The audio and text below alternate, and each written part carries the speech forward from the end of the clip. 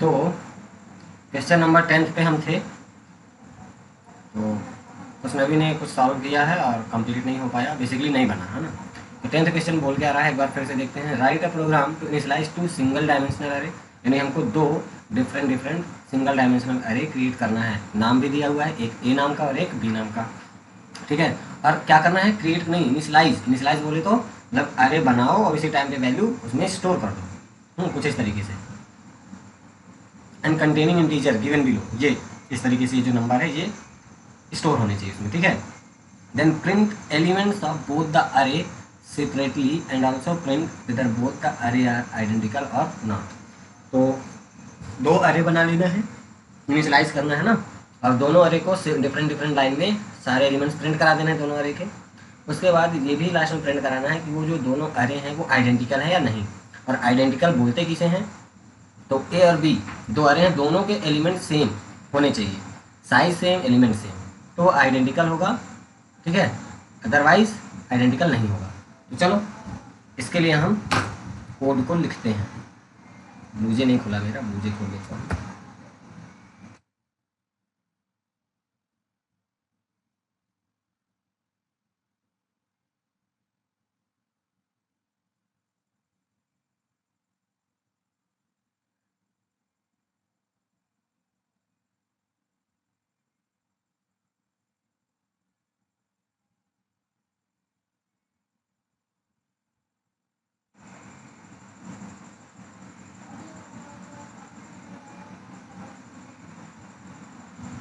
इसमें इनपुट लेना नहीं है तो इसको हटा देते हैं। प्रोग्राम नंबर हमारा 9 नहीं 10 है, ये रहा। और यहाँ पे इतना ये सब खत्म। ये बेसिक प्रोग्राम का स्ट्रक्चर, इसमें किसी कोई दिक्कत नहीं है। हम स्टार्ट करें यहाँ से। सबसे पहले हमको दो अरे इनिशियलाइज करने हैं। एलिमेंट जो बुक में दिया भाई 2 3 6 8, 2 3 6 8, ठीक है। बाहर लिख दिया मैंने, इसको अंदर लिखना है मुझे, ठीक है। एक ये अरे हो गया, और सेम ऐसा ही एक दूसरा अरे बी नाम का मैंने बनाया, ठीक है, बन गया। इसके बाद क्या बोला गया है कि दोनों अरे को प्रिंट करा दो फॉर, ठीक है, int I equal 0, I less than, ठीक है। यहाँ पे दोनों अरे का साइज सेम है 4 4, लेस देन 4, और एक ही लूप का यूज करके मैं दोनों अरे के एलिमेंट प्रिंट करा सकता हूँ। आई प्लस प्लस,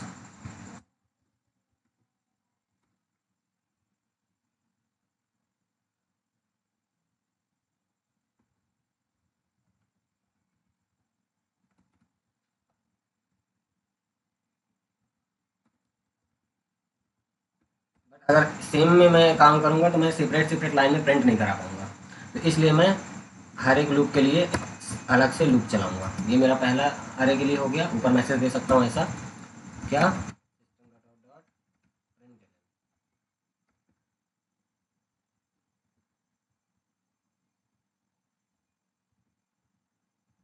एलिमेंट ऑफ अरे ए, ठीक है।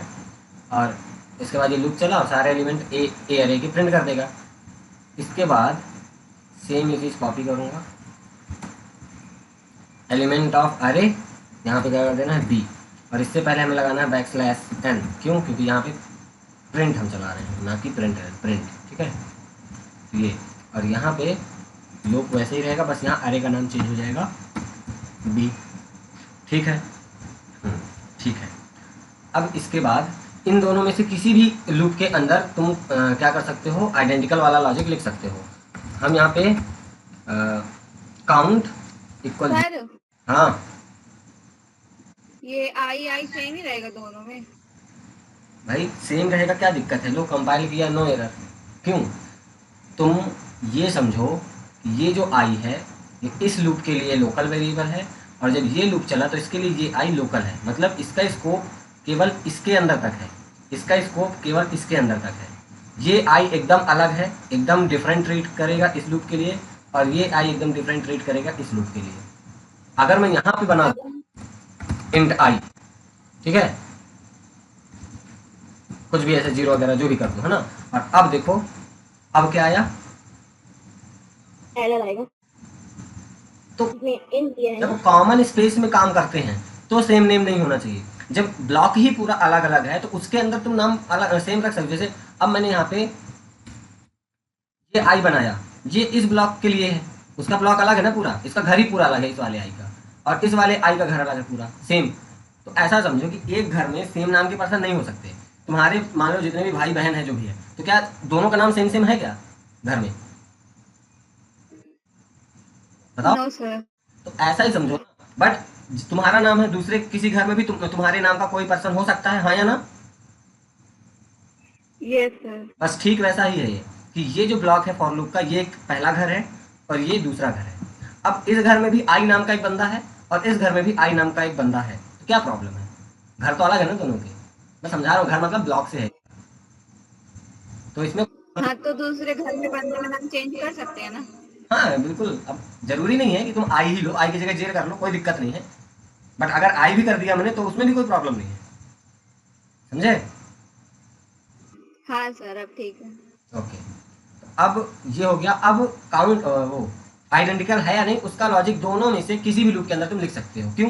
क्योंकि दोनों ही लूप 0 से लेकर 4 तक चल रहे हैं और हमें वहीं तक लेके जाना है, क्योंकि दोनों ही अरे का साइज सेम है। तो यहाँ पे मैं नीचे वाली इस लूप में लगाता हूँ if A of I equal equal हो बी ऑफ आई, ठीक है। तो काउंट प्लस प्लस का, अदरवाइज कुछ मत करो। तो अब क्या होगा, इधर देखना, ये वाला लॉजिक समझते हैं ना।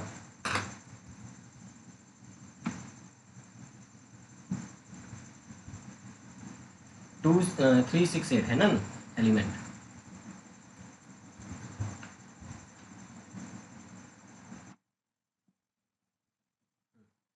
तो एलिमेंट जो है हमारा 2 3 6 8 ऐसा है, 0 1 2 3 सेम एलिमेंट। ये दोनों एलिमेंट सेम ए के लिए भी है और बी के लिए भी, इसलिए मैं अलग से एक ब्लॉक नहीं बना रहा हूँ, ठीक है। अगर बनाना चाहो तो कर सकते हो। मान लो ये मेरा ए है और दूसरा मैंने करे बनाया 2 3 6 8, ये मेरा बी अरे है ना, 0 1 2 3। अब ये क्या करेगा, ऊपर वाला लूप तो पूरा ऐसे, इसके पहले जो लूप लिखा है वो ए एलिमेंट को यहाँ पे प्रिंट कर रहा है ना, तो क्या होगा यहाँ पे ऊपर वाला एलिमेंट ऐसे प्रिंट कर देगा 2 3 6 8। इसके बाद जब ये लूप चलेगा तो ये क्या करेगा, सबसे पहले आएगा 0 इंडेक्स का एलिमेंट प्रिंट करा देगा 2। देन इसके बाद यहाँ पे देखेगा ये वाला कि क्या आई यानी 0 है, तो 0 इंडेक्स ऑफ ए और 0 इंडेक्स ऑफ बी, यानी 0 का ये एलिमेंट और 0 का ये वाला एलिमेंट है ना, ये वाला एलिमेंट और ये वाला 0 इंडेक्स का क्या सेम है, तो ये कुछ ऐसे बनेगा 2 इक्वल इक्वल 2 सेम है, हाँ है, तो कंडीशन ट्रू हो जाएगी और काउंटर इंक्रीज होगा तो काउंट की वैल्यू क्या हो जाएगी, शुरू में अभी 1 हो गई, ठीक है। अब आई इंक्रीज करेगा, आई इंक्रीज किया तो हो गया क्या, आई हो गया 1। अब यहाँ पे आएगा प्रिंट करेगा 1 इंडेक्स का एलिमेंट, तो बी में 1 इंडेक्स का क्या एलिमेंट है 3, तो यहाँ पे 3 प्रिंट करेगा। इसके बाद इफ स्टेटमेंट चलेगा तो 1 index of A 1 index of B, तो 1 इंडेक्स में ए का एलिमेंट क्या है 3, तो 3 इक्वल इक्वल बी इंडेक्स में 1 बी अरे में क्या है 1 इंडेक्स में 3, ये भी कंडीशन ट्रू। तो फिर से काउंटर इंक्रीज होगा और यहाँ से हो जाएगा 1 से 2, फिर आई इंक्रीज होगा, आई की वैल्यू हो जाएगी 2, 1 से हो जाएगी क्या 2। अब 2 इंडेक्स का एलिमेंट प्रिंट करेगा बी का, तो बी में 2 इंडेक्स में क्या रखा है 6 है ना, तो यहाँ पे 6 प्रिंट कर देगा। इसके बाद ये चलेगा तो यहाँ पे 2 इंडेक्स में और बी के 2 इंडेक्स में जो एलिमेंट होगा दोनों का कंपेरिजन, तो यहाँ पे भी 6 है यहाँ पे भी 6, यानी कंडीशन ऐसे ऐसे बनेगी 6 इक्वल इक्वल 6, कंडीशन फिर से ट्रू हो जाएगी, ट्रू हो जाएगी, फिर काउंटर चलेगा 2 से क्या हो जाएगा 3 काउंटर। इसके बाद आई इंक्रीज होगा, आई की वैल्यू हो जाएगी 3, तो अब ये 3 इंडेक्स का एलिमेंट बी के प्रिंट करेगा, तो बी में 3 इंडेक्स में क्या रखा है 8, तो यहाँ पे 8 प्रिंट कर देगा। इसके बाद ये चलेगा तो ए ऑफ 3 इंडेक्स यानी ए ऑफ आई यानी 3 इक्वल इक्वल है क्या बी ऑफ 3 के, तो ये कुछ ऐसा बनेगा ए ऑफ 3 में क्या है 8 और बी ऑफ 3 में क्या है 8 है ना, इक्वल इक्वल, ये कंडीशन ट्रू हो जाएगी, ट्रू हो जाएगी तो काउंट फिर से इंक्रीज होगा, काउंट हो जाएगा 4 और इसके बाद फिर आई इंक्रीज होगा, हो जाएगा 3 से 4, 4 लेस देन 4, लूप जब यहाँ पे चेक करेगा तो कंडीशन हो जाएगी फॉल्स और ब्रेक हो जाएगा। तो बेसिकली काउंटर क्या मिला हमें, काउंट इक्वल 4। अगर अरे आइडेंटिकल होगा तो ये हर एक इंडेक्स में जाएगा और कंडीशन ट्रू हो जानी है, यानी जितने नंबर ऑफ एलिमेंट है हर बार कंडीशन ट्रू होगी, यानी काउंट फाइनली हमको मिलेगा साइज के इक्वल।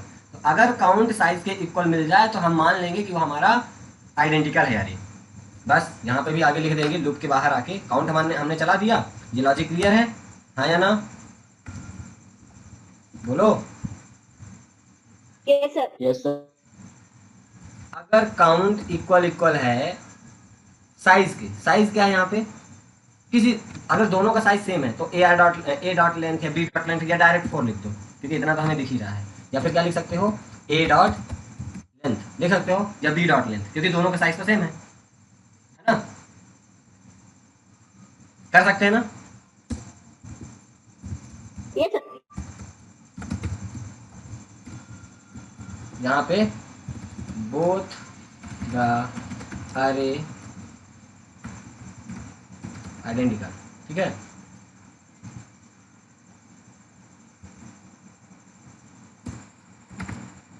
Else not identical. ये मैसेज दे दिया, हो गया। अभी इसको कंपाइल करते हैं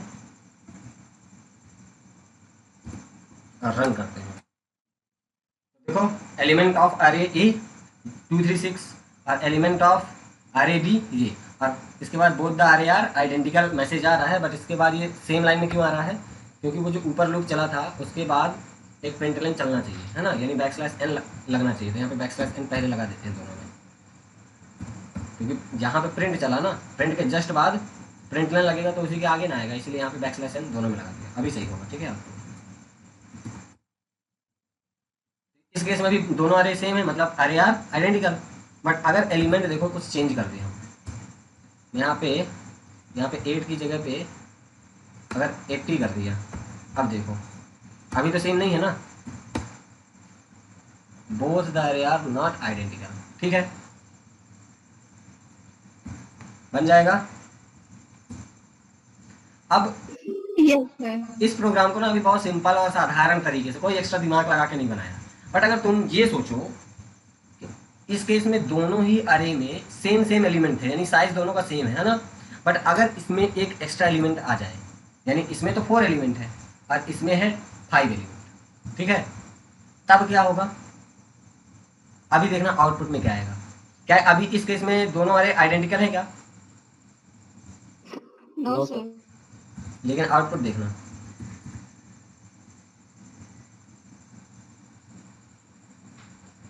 both the array are not identical, और अरे एलिमेंट क्या आ रहे हैं, केवल इतने ही, है ना। और यहाँ पे ये चीज क्यों आ रहा है, both the array are not identical, तुक्के से आया गया है ना।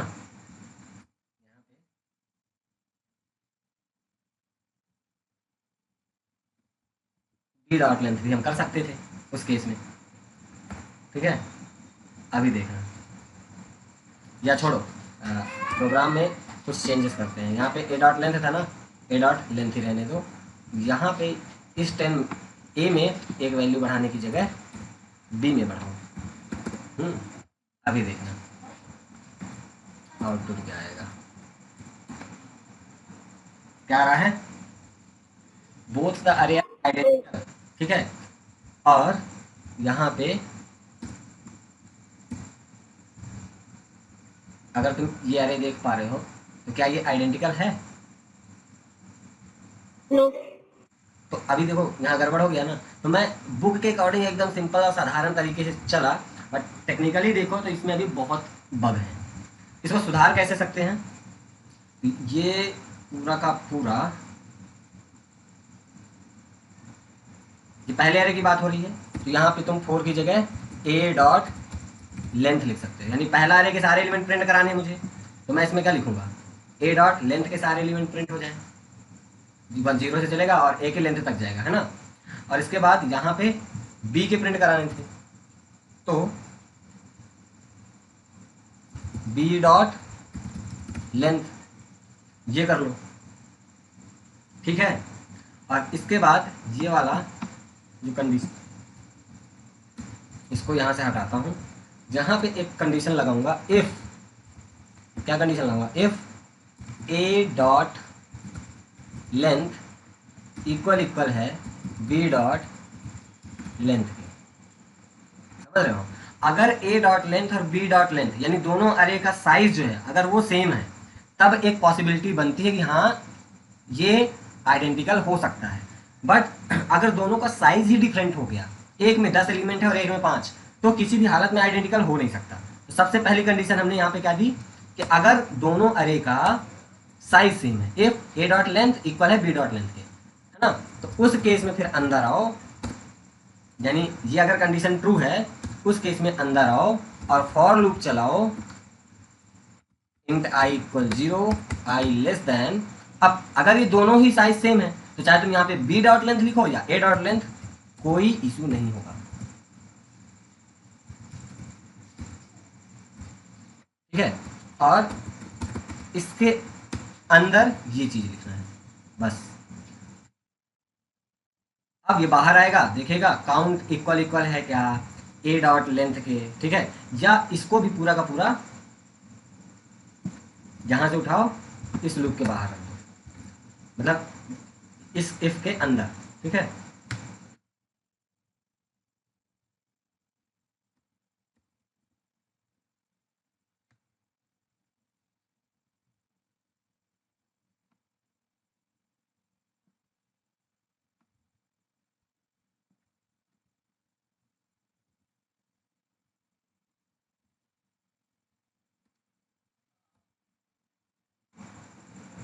अब ये प्रोग्राम परफेक्ट हो गया। अभी समझना हमने क्या किया, ये अरे क्रिएट किया, काउंटर एक वेरिएबल बनाया, मैसेज दिया ए एलिमेंट के अरे के एलिमेंट प्रिंट करा रहे हैं पहले वाले।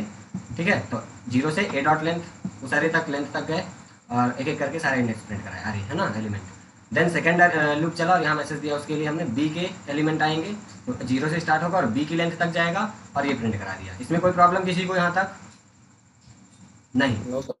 अब इसके बाद हमने यहाँ पे इफ लगाया, इफ पहले अरे का लेंथ और दूसरे अरे का लेंथ अगर सेम है तो अंदर आओ और अंदर आके लूप चलाओ एक 0 से लेकर लेंथ तक। अब अगर सेम है तो चाहे ए डॉट लेंथ लिखो चाहे बी डॉट लेंथ, लेंथ तो सेम मिलने वाली, तो तुम कोई भी यहाँ पे लिख सकते हो। मैंने ए डॉट लेंथ लिख दिया और वहां तक ले जाओ और एक एक करके दोनों इंडेक्स के एलिमेंट कंपेयर कराओ, सेम वही फिर लॉजिक है जो हमने लिखा और इसको समझाया।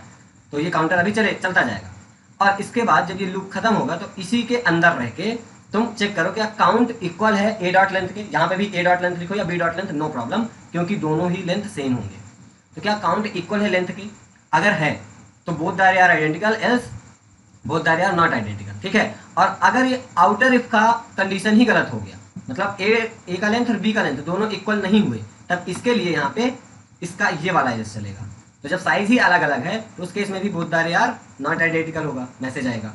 ठीक है, तो अब ये एकदम परफेक्ट है। तुम चाहे जिस तरीके का अरे लो, दोनों में काम करेगा। तो अभी देखो आउटपुट इसका क्या आएगा,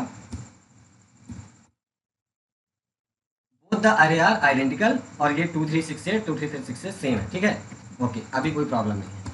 अब मैं अगर यहाँ पे किसी का भी एलिमेंट बढ़ाता हूँ, 15 कर दिया, ठीक है, अभी आउटपुट देखना। तो पहले अरे के सारे एलिमेंट आ रहे हैं 2 3 6 8 15, एंड दूसरे अरे में 2 3 6 8, एंड मैसेज क्या आ रहा है, both the array are not identical. तो अभी एकदम परफेक्ट काम कर रहा है, हाँ या ना? यस ये प्रोग्राम समझ आया सबको? यस। ठीक है, तो जो इससे पहले मैंने सॉल्व किया वो एकदम सिंपल साधारण था, उसमें कोई बहुत सारे बग थे, बट इसमें अभी फिलहाल कोई बग नहीं है, ये प्रॉपर काम करेगा। ठीक है, सर लास्ट वाला प्रोग्राम दिखा दीजिए, लास्ट वाला ये कंडीशन। हाँ देख लो ना, ज्योति खुशनवी बन जाएगा, समझ आया है? हाँ सर। ओके, चलो नेक्स्ट क्वेश्चन में चलते हैं।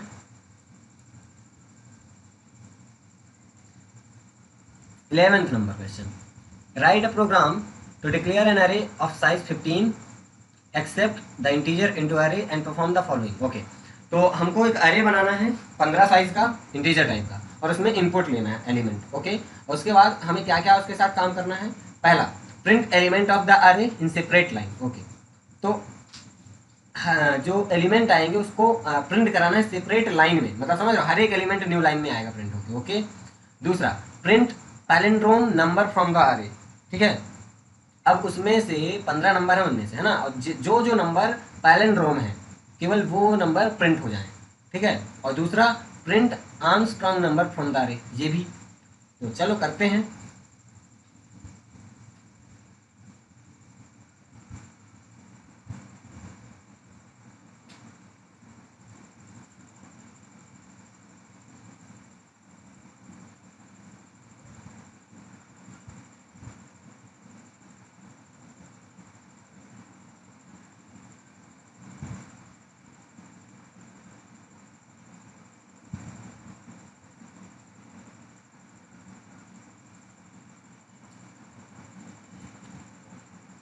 क्वेश्चन नंबर 11 है ना। यस।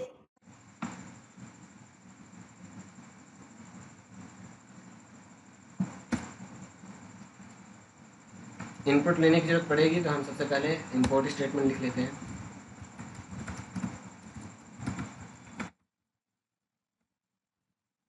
यहाँ पे स्कैनर एस इक्वल न्यू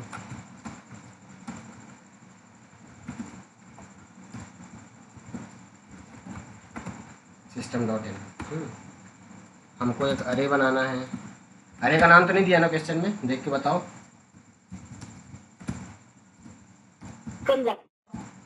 हम्म। नहीं दिया सर। ओके। नहीं दिया तो सर।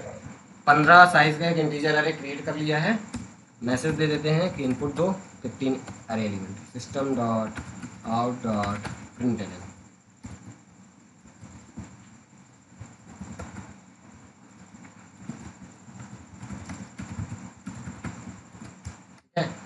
और यहाँ पे for int I equal 0, I less than 15, I plus plus.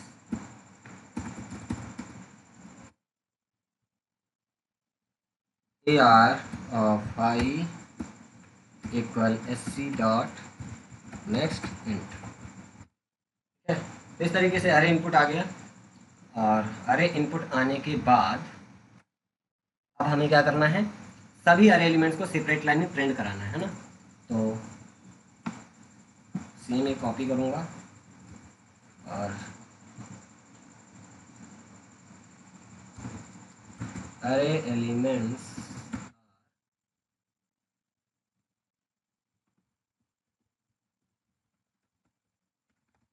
Print line लगाएंगे क्योंकि सेपरेट लाइन में हमें करना है प्रिंट, है ना, प्रिंट।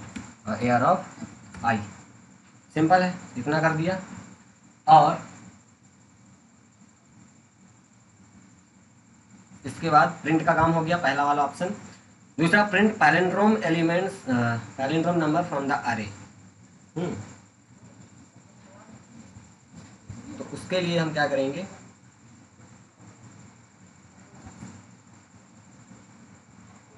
सेम लूप चलाएंगे। ठीक है।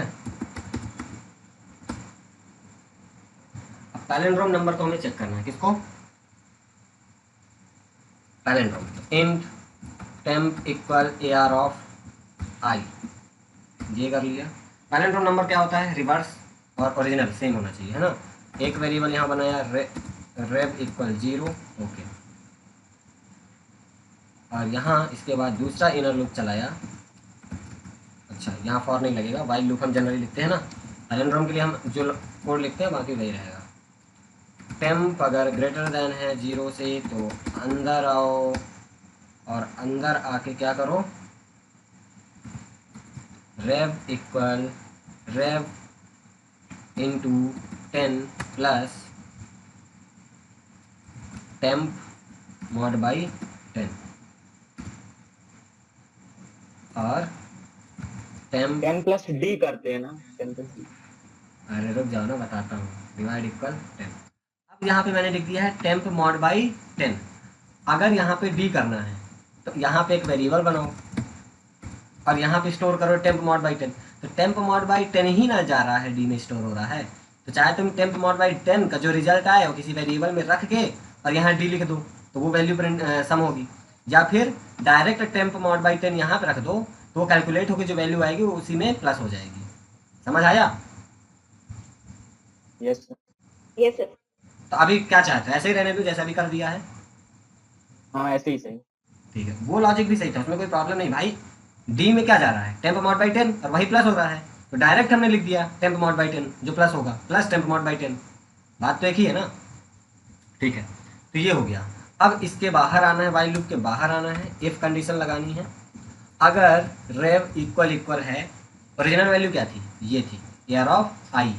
ठीक है, तो अगर रेव इक्वल इक्वल है इसके इसके हमारी ओरिजिनल वैल्यू के, तो यहाँ पे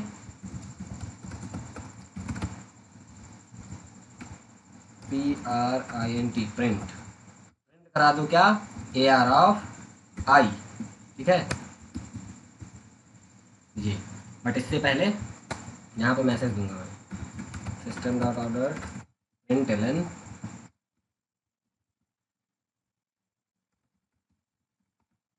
room number from array।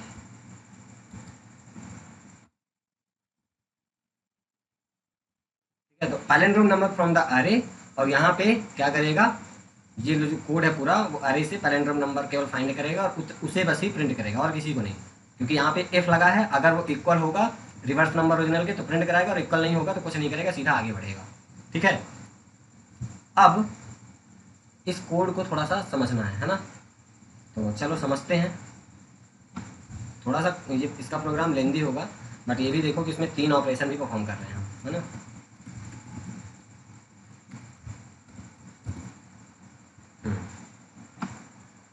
तो इसको देखते हैं कि काम कैसे कर रहा है ना। तो मान लो मेरे पास एक अरे है, मैं छोटा सा अरे लूंगा, ठीक है ना, 25 111 252 81 ऐसे। ठीक है, तो अभी यहाँ पे 15 नहीं होगा, 15 की जगह क्या हो जाना चाहिए यहाँ पे इस केस में, बताओ बताओ। AR dot length. अरे AR डॉट लेंथ नहीं लिखना मुझे, मैं डायरेक्ट नंबर लिखना चाहता हूँ। क्या लिख दूँ इस 15 की जगह? 15 - 1। अरे यार ये कहाँ से लॉजिक आ गया 15 - 1? नहीं नहीं, कौन बताएगा अच्छा कि इस 15 की जगह मैं अभी क्या लिखूँ अगर मेरा अरे ये है? 252। 4। और लिखेंगे ना यार, क्योंकि अभी प्रोग्राम के हिसाब से 15 साइज का अरे था, तो हम लूप 0 से 15 लेस देन 15 तक जा रहे थे। बट इस केस में अभी समझाने के लिए मैंने अरे जो लिया इसका साइज क्या है, 4। तो यहाँ पे 15 की जगह मेरा लूप 0 से 4 तक जाना चाहिए, लेस देन 4 तक। ठीक है, तो एज्यूम करो कि हमने एक अरे ऐसा लिया है, वर्किंग तो बाकी सेम है, प्रोग्राम हम क्वेश्चन के अकॉर्डिंग ही सॉल्व करेंगे, तो उसमें तो 15 ही रहेगा, बट यहाँ समझने के लिए भी 4 लेते हैं। ठीक है, तो अभी 0 से स्टार्ट हुआ और लेस देन 4 तक जाएगा।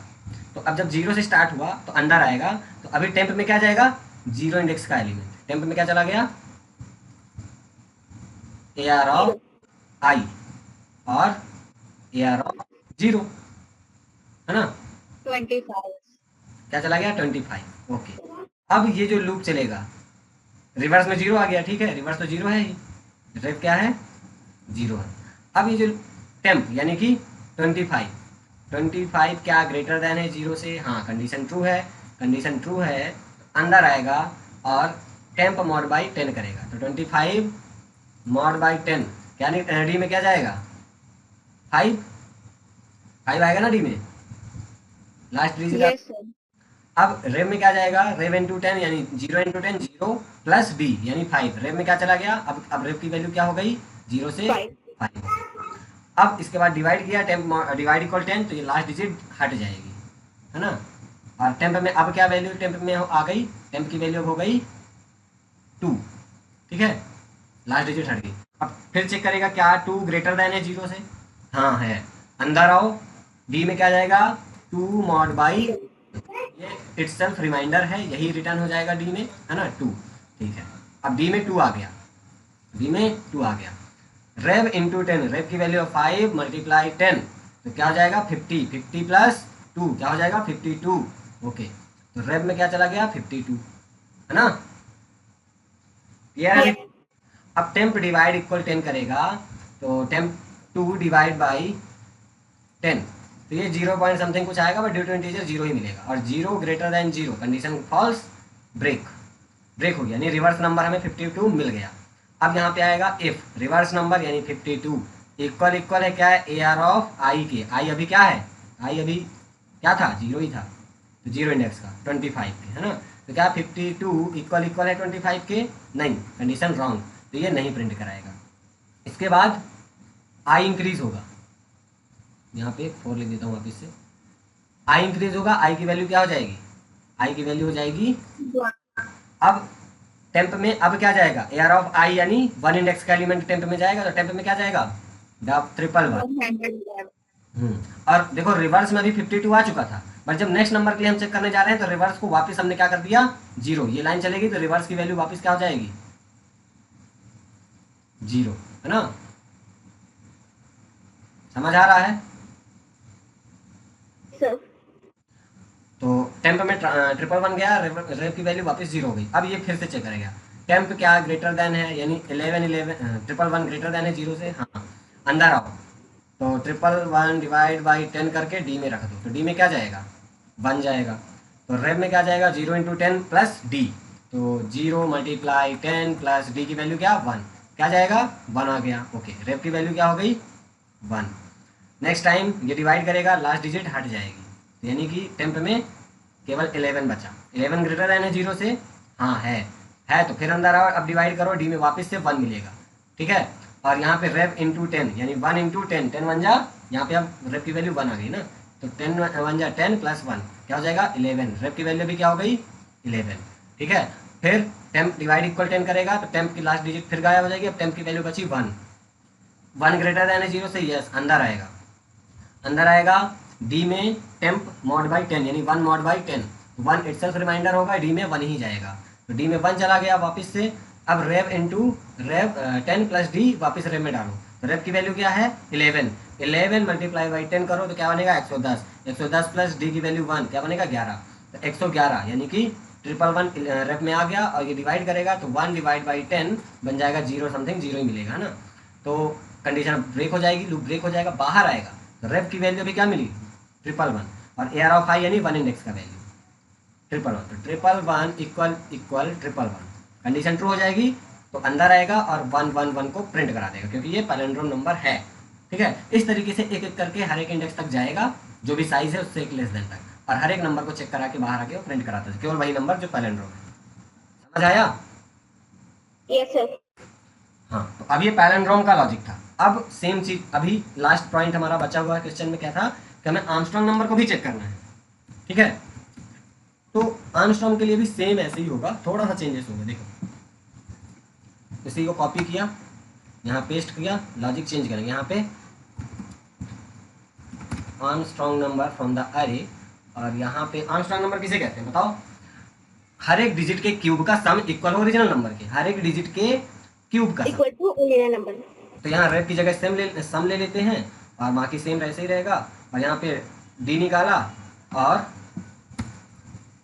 सम plus equal D into D, इसको ब्रैकेट में ऐसे रख देते हैं, तो यहाँ पे जो भी डिजिट आया उसका क्यूब का सम कर दो, ठीक है, तो हर एक डिजिट के क्यूब का सम में आएगा, बाकी डिवाइड करते हुए ऐसे जाना ही है, ठीक है। और इसके बाद यहाँ पे हम चेक कराएंगे लूप के बाहर क्या सम इक्वल इक्वल है original number A R of I के, अगर है तो प्रिंट करा दो, तो ये आर्मस्ट्रांग नंबर प्रिंट हो जाएगा, ठीक है। यहाँ पे बैकस्लैश एन लगाना पड़ेगा, बैकस्लैश एन लगा दिया, और हाँ बाकी अब सब सही है, ठीक है। तो उम्मीद है कि ये वाला लॉजिक तो नहीं एक्सप्लेन करना पड़ेगा, करने की जरूरत है नहीं सर बनता है। सभी को। यस सर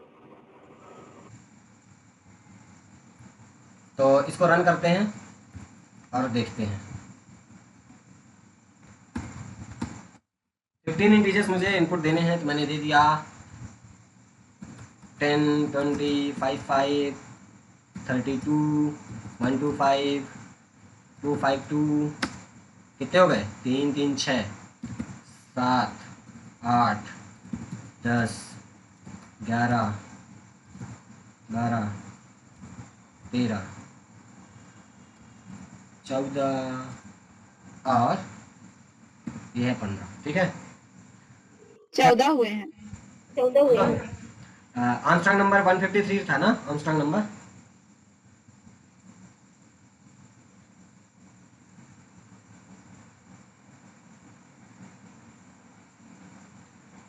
14 है सर, ये था नहीं।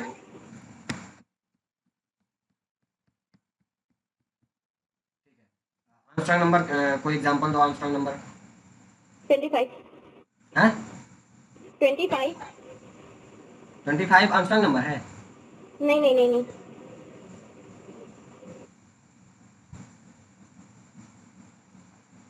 8 407 ये आर्मस्ट्रांग है आई थिंक, ठीक है। तो ये इनपुट ठीक है हमने, सर। हाँ, ये टोटल 15 इंटीजर हो गए, इनपुट दे दिया, तो ये प्रोसेस हुई। और देखो अरे एलिमेंट सारे आ गए सेपरेट लाइन में, 10 20 55 32 125 252 ऐसे है ना। अब उसमें से पैलिंड्रोम नंबर कौन कौन से हैं कौन कौन से हैं? 52 252 656। इसके अलावा और कोई है क्या अरे में जो पैलिंड्रोम दिख रहा है तुम्हें? No sir. नहीं है। और आर्मस्ट्रांग नंबर कौन कौन से हैं? 153 एंड 407, ये आर्मस्ट्रांग नंबर आ गए, बाकी कोई आंसर नहीं। तो इस तरीके से आउटपुट इसका है, ठीक है। Yes sir. तो ये प्रोग्राम है, ठीक है, बन जाएगा सभी से ये ना। पक्का अगर आएगा तो long yes sir. Yes sir. 10-15 number का क्वेश्चन है ये, अगर आ गया क्या? 10-15 नंबर का क्वेश्चन है। यस सर, ट्राई करेंगे, कोशिश करेंगे। 12 number, write a program except n and declare the array or size of n. Input integer into array and sort them in ascending order using bubble sort. ये भैया bubble sort technique तुम सबको मैंने पढ़ाया है। 12th number question bubble sort technique का use करके अरे सॉर्ट करना है, तुम लोगों को सॉल्व करना है, ये होमवर्क है। Okay yes sir. ओके, कोई डाउट है तो पूछो, otherwise you can leave. No sir.